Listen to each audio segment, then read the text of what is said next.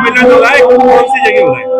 जैसा कि आप सब लोगों को वैसे तो पता ही है कि झूलेलाल द्वितीय कन्यादान समारोह है ये, जिसमें कि 11 कन्याओं का सिंधी कन्या जो सिंधी घरों से आई हैं और सिंधी घरों में शादी हो रही है, उनका हम कन्यादान कर रहे हैं। और सामूहिक पूरा, जैसा कि आप देख ही रहे हो कि सिंधी समुदाय पूरा ही आज यहाँ दिख रहा होगा आपको, सब समुदाय मिलकर, सिंधी समुदाय मिलकर ही कर रहे हैं। कितनी कन्याओं का? 11 कन्याओं का है, जिसमें 2 भीलवाड़ा की हैं, अहमदाबाद की हैं और जोधपुर की। कहाँ से बारात निकली, क्या रहा आज सुबह से?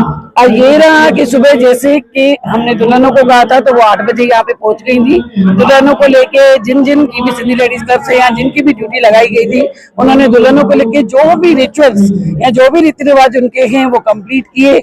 एक एक रीति रिवाज जो हमारे ट्रेडिशन में होता है उस ट्रेडिशन को फॉलो किया गया। अच्छा, दहेज में क्या क्या दिया जा रहा है? दहेज में आप इसका तो वीडियो बना ही नहीं तो ज्यादा अच्छा रहेगा, क्योंकि हम डिस्क्राइब तो कर ही नहीं सकते हैं। और डिस्क्राइब करने के लिए बोर्ड लगा हुआ है कि क्या क्या दिया गया है। 107 करीब 107 गिफ्ट आइटम है, जिसमें सोना, चांदी और जैसा कि आप देख ही रहे हो कि ये सब चीजें हैं।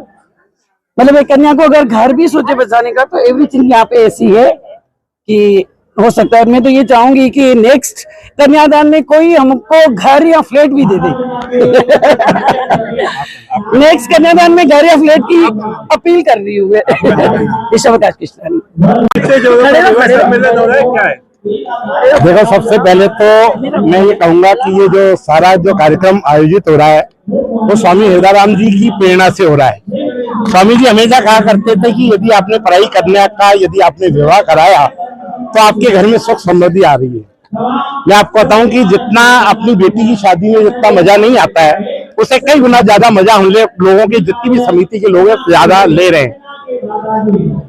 कोई भी कार्यक्रम होता है, कोई कार्यक्रम करने के लिए बहुत समय व्यतीत होता है, वर्किंग होती है, उसमें बहुत बड़ी तैयारियां करी।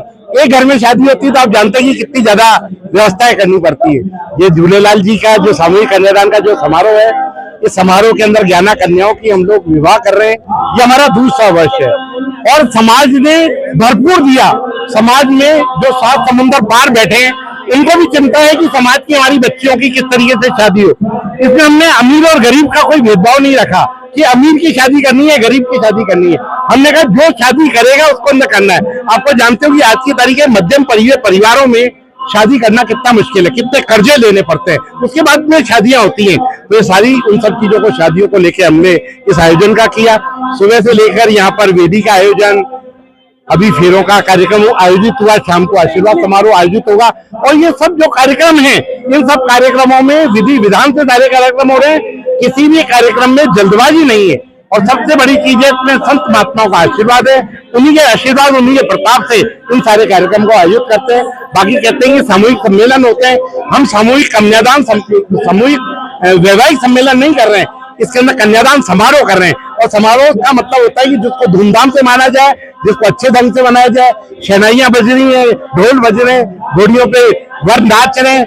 जब अब कन्या जब शाम को यहाँ पे विदा होगी, निश्चित रूप से हमारे कानों के अंदर नमी होगी, परंतु बेसिकली कन्या को अपने घर में जाके सुखी हो।